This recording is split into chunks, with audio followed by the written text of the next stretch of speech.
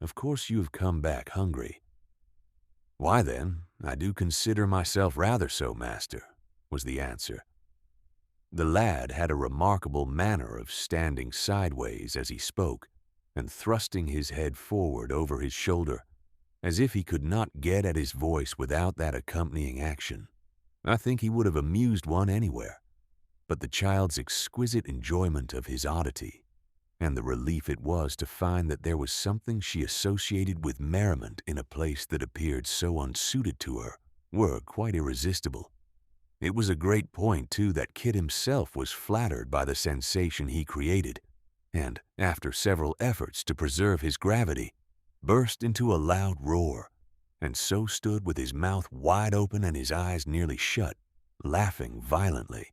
The old man had again relapsed into his former abstraction and took no notice of what passed.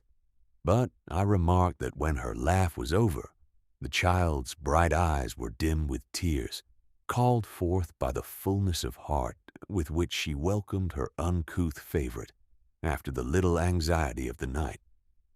As for Kit himself, whose laugh had been all the time one of that sort, which very little would change into a cry, he carried a large slice of bread and meat and a mug of beer into a corner, and applied himself to disposing of them with great voracity. "Ah," said the old man, turning to me with a sigh, as if I had spoken to him but that moment, "you don't know what you say when you tell me that I don't consider her." "You must not attach too great weight to a remark founded on first appearances, my friend," said I.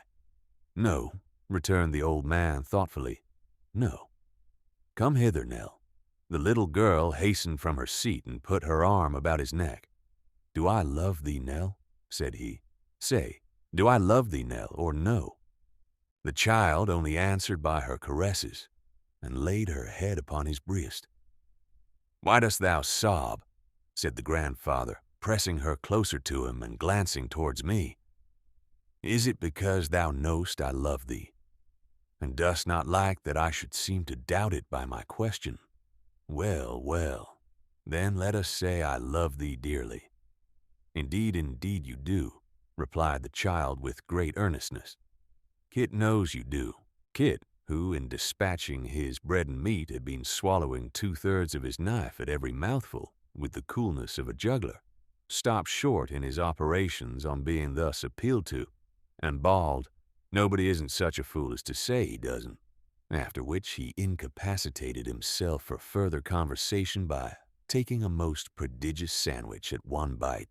"She is poor now," said the old man, patting the child's cheek, "but I say again that the time is coming when she shall be rich. It has been a long time coming, but it must come at last, a very long time, but it surely must come.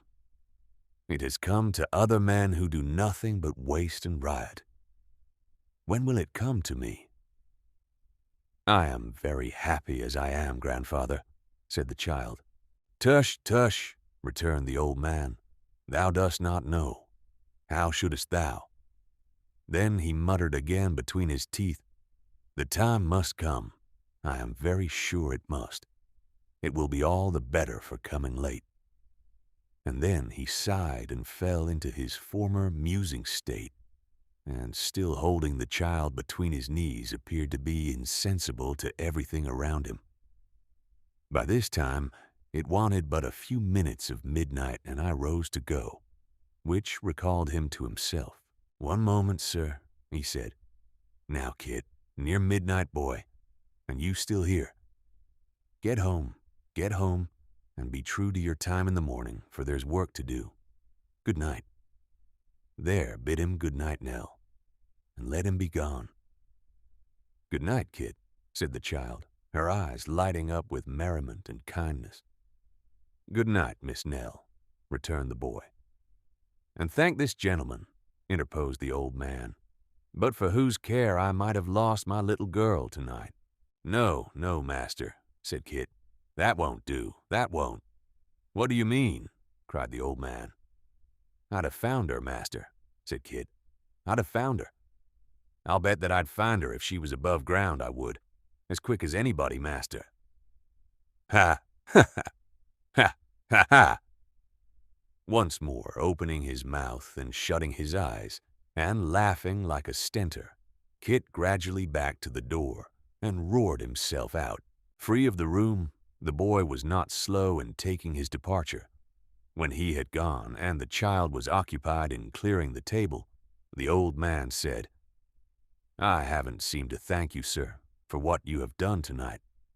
But I do thank you humbly and heartily, and so does she, and her thanks are better worth than mine.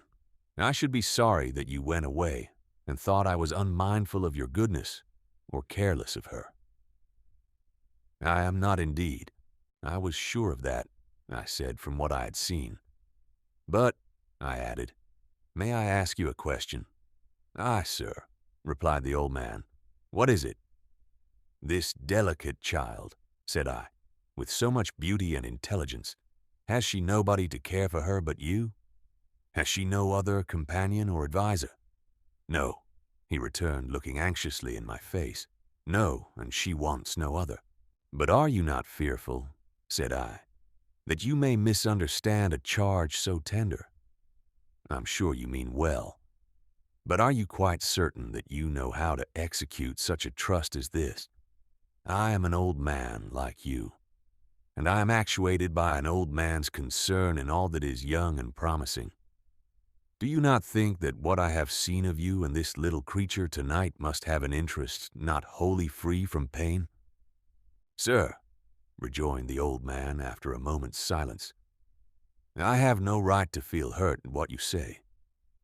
It is true that in many respects I am the child, and she the grown person, that you have seen already.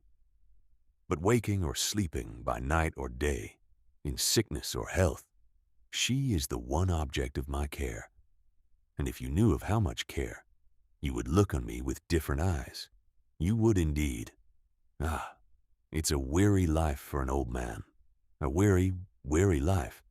But there is a great end to gain, and that I keep before me."